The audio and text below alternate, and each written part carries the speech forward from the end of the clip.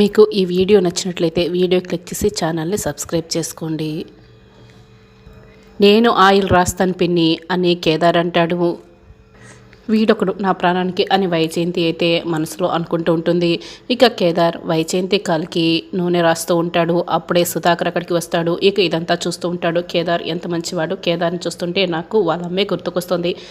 కేదార్ని ఈ ఇంటి వారసుడిగా ఎవరూ అంగీకరించకపోయినా కేదార్ మాత్రం వైజయంతిని అమ్మ కంటే ఎక్కువగా చూసుకుంటున్నాడు. సొంత అమ్మలాగే చూసుకుంటున్నాడు.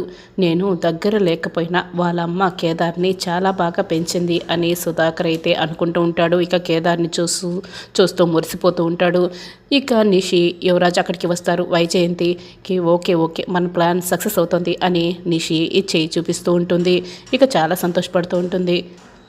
ఇక దాత్రి వంట పూర్తి చేస్తుంది. కేదార్ దాత్రి ఇద్దరు కూడా భోజనం చేస్తూ ఉంటారు. ఇంకా అప్పుడే నిషి వాళ్ళు అక్కడికి వస్తారు. ఏంటి జగదాత్రి నువ్వేం చేస్తున్నావో అర్థమైందా అని నిషి అడుగుతూ ఉంటుంది. నేనేం చేశాను అని దాత్రి అడుగుతూ ఉంటుంది. అసలు అత్తయ్యని హాస్పిటల్లో చేర్పిస్తాము అంటే వద్దు, చాలా బాగా దగ్గరుండి చూసుకుంటాము, ఇంట్లోనే చూసుకుంటాము అని నువ్వే కదా చెప్పావు. మరి ఇక్కడికి వచ్చి ఏంటి ఇలా భోంచేస్తున్నావు అని అత్తయ్యని ఎవరు చూసుకుంటారు? మీ ఇద్దరు భార్యాభర్తలు కలిసి భోంచేస్తే అని నిషి అడుగుతూ ఉంటుంది.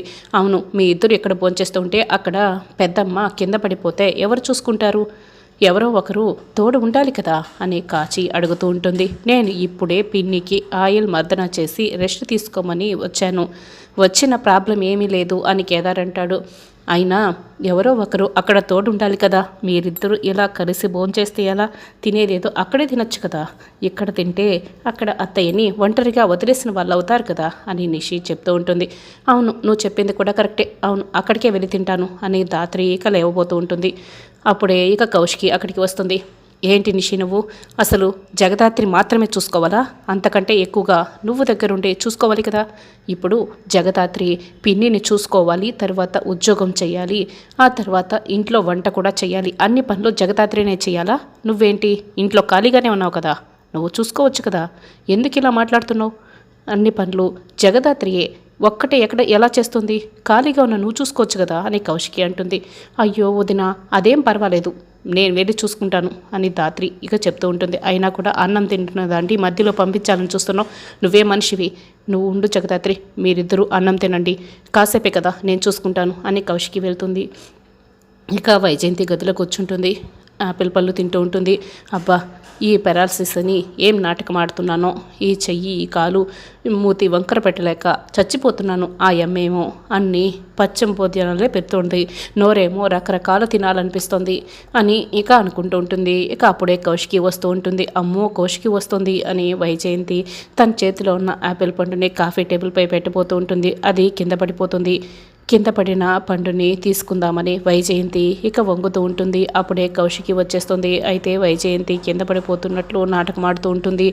అదేంటి పిన్ని, మీరు నడవలేరు కదా, ఎందుకు మీరు నడవాలని ప్రయత్నిస్తున్నారు? రెస్ట్ తీసుకోండి, మీకేం కావాలో చెప్పండి, నేను ఇస్తాను అని కౌశికి అంటూ ఉంటుంది. ట్యాబ్లెట్ కావాలి అని వైజయంతి చెప్తూ ఉంటుంది. అయ్యో, ఇందులో ఏ ట్యాబ్లెట్ ఇవ్వాలో నాకు అస్సలు అర్థం కావటం లేదే, ఉండు జగదాత్రిని పిలుస్తాను అని కౌశికి ఇక చెప్తూ ఉంటుంది. అప్పుడే దాత్రి కేదార్లు గదిలోకి వస్తారు. అదేంటి జగదాత్రి అప్పుడే తినేశారా అని అడుగుతూ ఉంటుంది. ఇప్పుడు అత్తయ్య గారికి ఇంకో ట్యాబ్లెట్ ఇవ్వాలి వదిన అని దాత్రి అంటుంది. అదే పిన్ని కూడా అడుగుతోంది. సరే, మీరు ఆ ట్యాబ్లెట్ ఇస్తూ ఉండండి, బాబాయికి అన్నం నేను పెడతానులే, నేను కూడా తింటానులే, మీరు పిన్నును చూసుకోండి అని కౌశికి ఏక వెళ్ళిపోతుంది. వైజయంతికి ట్యాబ్లెట్ వేసిన తర్వాత కేదార్ నేను చూసుకుంటాను, నువ్వు వెళ్ళి పడుకో అని దాత్రి అంటుంది. లేదు, నీతో పాటే తోడుగా నేను కూడా ఇక్కడే ఉంటాను అని కేదార్ అంటాడు. నేను చూసుకుంటాను కదా కేదార్, నువ్వు వెళ్ళు అని దాత్రి కేదార్ని పంపిస్తుంది. ఇక దాత్రి కింద చాప వేసుకుని పడుకొని నిద్రపోతూ ఉంటుంది. మీ సంగతి చెప్తానే, ఇక్కడ కూడా నిన్ను హాయిగా పడుకోనివ్వను కదా. ఇన్నాళ్ళకి నువ్వు ఎక్కడ పడుకోవాలో, నీ స్థానం ఏంటో నీకు బాగా అర్థమయ్యేలా చేస్తాను కదా అని అనుకుంటుంది. ఇక కావాల్సిన నీళ్ళ చెంబు కింద పడేస్తుంది. ఆ నీళ్ళన్నీ కూడా ఇక దాత్రి చాపపై బెడ్షీట్పై పడతాయి. అత్తయ్య గారు ఏం కావాలి అని దాత్రి అడుగుతూ ఉంటుంది. నీళ్ళు అని ఇక వైజయంతి అంటూ ఉంటుంది. ఉండండి తీసుకొస్తాను అని కిందకి వెళ్ళి వాటర్ తీసుకొచ్చి ఆవిడికి తాగిస్తుంది. ఇక మళ్ళీ మాప్ తీసుకొని మొత్తం కూడా శుభ్రం చేస్తూ ఉంటుంది. నీకు ఇలాగే కావాలి అని వైజయంతి అయితే అంటూ ఉంటుంది. ఇక యువరాజ్ వైజయంతి ఇదంతా చూస్తూ నవ్వుకుంటూ ఉంటారు. ఇక ధాత్రి మళ్ళీ పడుకొని నిద్రపోతూ ఉంటుంది. మళ్ళీ వైజయంతి అలాగే నీళ్ళని కింద పోసేస్తుంది. అయ్యో మళ్ళీ నీళ్లు కావాలా, నీళ్లు కావాలంటే నన్ను అడగండి, మీరు లేవకండి అని మళ్ళీ చాపపై బెడ్షీట్పై మొత్తం కూడా వాటర్ పడిపోయి ఉంటుంది. ఈసారి చాలా ఎక్కువగా తడిసిపోయి ఉంటుంది. ఇంకో చాప బెడ్షీట్ కూడా లేదే అని ధాత్రి అయితే అక్కడున్న కుర్చీకి తల అంచుకొని ఇంకా నిద్రపోతూ ఉంటుంది.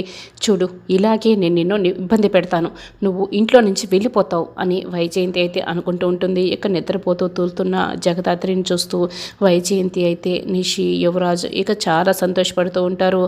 ఇలాగే ఒక వారం రోజులు చేశామే అనుకో, ఆ జగదాత్రి కేదార్లు పారిపోతారు. అటు స్కూల్కి వెళ్ళలేక ఈ పనులు చేయలేక జగదాత్రి ఇంట్లో నుంచి వెళ్ళిపోతుంది అనే నిషి అంటూ ఉంటుంది. కానీ అమ్మకు కూడా ఇబ్బందే కదా, వాళ్ళు ఉన్నంతసేపు నిద్రలో కూడా కాలు చెయ్యి నోరు అన్నీ వంకరగా పెట్టుకోవాలంటే ఎంత కష్టం అని యువరాజ్ అంటూ ఉంటాడు. నీకోసం అత్తయ్య ఏమైనా చేస్తారు, చూస్తూ ఉండు, ఈ దెబ్బతో వాళ్ళు ఇంట్లో నుంచి వెళ్ళిపోతారు అని నిషి అంటూ ఉంటుంది. కానీ అమ్మ దొరికిపోయిందే అనుకో, మన పరిస్థితి ఏంటో అర్థం కావటం లేదు అని యువరాజ్ అంటూ ఉంటాడు. అలా ఏం జరగదులే అని నిషి చెప్తుంది. ఇక ఉదయం అవుతుంది. ధాత్రి కుర్చీగా అనుకొని అలాగే నిద్రపోతూ ఉంటుంది. అప్పుడే మెలకువ వస్తుంది. అరే తెల్లారిపోయింది అని కింద పడిన యాపిల్ని చూస్తూ ఉంటుంది. ఈ యాపిల్ నేను తినలేదు, అత్తయ్య గారు ఇలా యాపిల్ తినలేరు కదా, మరి ఎవరు ఇక్కడ కింద పడేస్తుంటారు, సరేలే ఎవరో ఒకరు తిని పడేస్తున్నట్టున్నారు అని అత్తయ్య గారు లేవండి తెల్లారిపోయింది అని దగ్గరుండి రివాల్వింగ్ చైర్లో తీసుకువెళ్తూ బ్రష్ అప్ చేపిస్తూ ఉంటుంది. అత్తయ్య గారు 2 minutes వెయిట్ చేయండి, మీకోసం పాలు బిస్కెట్ తీసుకొస్తాను అని కిందకి వెళ్తుంది ధాత్రి. నేను నటించలేక చచ్చిపోతున్నాను అని వైజయంతి అయితే కాలు చేతుల్ని విదిలిస్తూ ఉంటుంది. ఇక అప్పుడే టేబుల్ పై ఉన్న యాపిల్ పండును చూస్తుంది. ఇది కింద పడిపోయింది కదా, మరి ఈ టేబుల్ పైకి ఎలా వచ్చింది అంటే జగదాత్రికి కొంపదీసి డౌట్ వచ్చిందా ఏంటి అని వైజయంతి అనుకుంటూ ఉంటుంది. ఇక అప్పుడే ధాత్రి వస్తుంది, మళ్ళీ కుర్చీలో కూర్చుంటుంది. ఇక అప్పుడే కేదార్ కూడా ధాత్రి దగ్గరికి వస్తాడు. ధాత్రి ఆ హీరోయిన్ గురించి ఇన్ఫర్మేషన్ వచ్చింది అని చెప్తూ ఉంటాడు. అమ్మే జగదాత్రి ముందు పాలు తాగించు అని వైజయంతి అంటుంది. పాలు కొంచెం వేడిగా ఉన్నాయి అత్తయ్య గారు, కాసేపు ఆగండి అని గ్లాస్ని అక్కడ డ్రెస్సింగ్ టేబుల్ పై పెడుతుంది. పద కేదార్ అని ఇద్దరు పక్కకి వస్తారు. ఇక మాట్లాడుతూ ఉంటారు. ఈరోజు షూట్ క్యాన్సిల్ అయిపోయిందంట, హీరోయిన్ ఈరోజు ఇంట్లోనే ఉంటుందంట అని కేదార్ అంటూ ఉంటాడు. అయితే తప్పకుండా మనం హీరోయిన్ దగ్గరికి ఎంక్వైరీ కోసం వెళ్దాం అని ధాత్రి చెప్తూ ఉంటుంది. మరి పిన్నిని ఎవరు చూసుకుంటారు అని ధాత్రి కేదార్లు మాట్లాడుకుంటూ ఉంటారు. అమ్మ జగదాత్రి అంటూ సుధాకర్ కౌశికి ఇద్దరు అక్కడికి వస్తారు. వైజయంతి రాత్రి నిన్ను ఏమైనా ఇబ్బంది పెట్టిందా అని అడుగుతూ ఉంటారు. అబ్బే అలాంటిది ఏం లేదు మామయ్య గారు, అయినా మన మనిషి అనుకున్నప్పుడు ఇబ్బంది ఎందుకు ఫీల్ అవుతాం చెప్పండి అని అంటూ ఉంటుంది. హాస్పిటల్లో కూడా నీ ఎంత బాగా చూసుకోలేరేమోనని సుధాకర్ ఇక కౌశికి ధాత్రిని మెచ్చుకుంటూ ఉంటారు. అయ్యో మర్చిపోయాను, అత్తయ్య గారికి పాలు తాగించాలి అని ధాత్రి ఇక వస్తూ ఉంటుంది. ఇక అప్పుడే వైజయంతి చక్కెర కూడా వేసి పాలు ఇవ్వటం లేదు, ఇప్పుడైనా చక్కెర వేసిందో లేదని సగం పాలు తాగి గ్లాస్ని పక్కన పెడుతుంది. మళ్ళీ ఏమీ తెలియనట్లు కుర్చీలో కూర్చుంటుంది. అదేంటి, నేను గ్లాస్ నిండా పాలు తీసుకొచ్చాను కదా, ఇప్పుడు సగం పాలే ఉన్నాయేంటి అని ధాత్రి చూస్తూ ఉంటుంది. ఏమైంది జగదాత్రి అని కౌశికి అడుగుతూ ఉంటుంది. వదిన నేను గ్లాస్ నిండా పాలు తీసుకొచ్చి పెట్టాను, ఇప్పుడు సగం గ్లాసే ఉన్నాయి అని.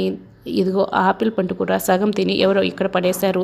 ఆపిల్ అంటే ఎవరైనా తిని పడేసి ఉండొచ్చు, కానీ పాలైతే ఇప్పుడే ఖాళీ అయ్యాయి కదా, అదేలా అన్నది అర్థం కావడం లేదు అని ధాత్రి అయితే ఆలోచిస్తూ ఇక చెప్తూ ఉంటుంది. ఈ అమ్మిని ఎలాగైనా డైవర్ట్ చేసేయాలి అని వైజయంతి అనుకుంటూ ఉంటుంది. అమ్మి ఆకలిస్తుంది, కనీసం ఆ సగం పాలైనా తాగించమ్మి అని వైజయంతి ఇక చెప్తూ ఉంటుంది. అలాగే అత్తయ్య గారు అని ఇక ధాత్రి తాగిస్తుంది.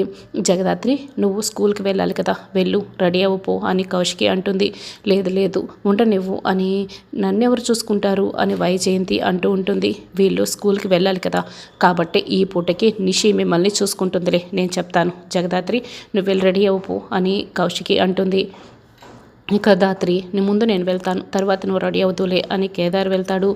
అసలు జరిగిందంతా చూస్తుంటే అత్తయ్య గారికి పెరాలసిస్ వచ్చినట్లు నాకు అనిపించడం లేదు, నాటకం ఆడుతున్నట్లు అనిపిస్తుంది, ఇప్పుడే కనిపెడతాను కదా అని ధాత్రి ఇక ఆలోచిస్తూ ఉంటుంది. ఏందమ్మి అలా చూస్తున్నావు, వెళ్ళి తినడానికి ఏమైనా తీసుకురాపో అని వైజయంతి చెప్తుంది. అలాగే అత్తయ్య గారు తీసుకొస్తాను ఇప్పుడే అని ధాత్రి ఇక డ్రెస్సింగ్ టేబుల్ దగ్గర ఉన్న నగలన్నింటినీ కూడా బయటకు తీస్తుంది. ఏమేంటి ఇలా నగలన్నీ బయటకు తీస్తుంది అని వైజయంతి అయితే కంగారు పడుతూ ఉంటుంది.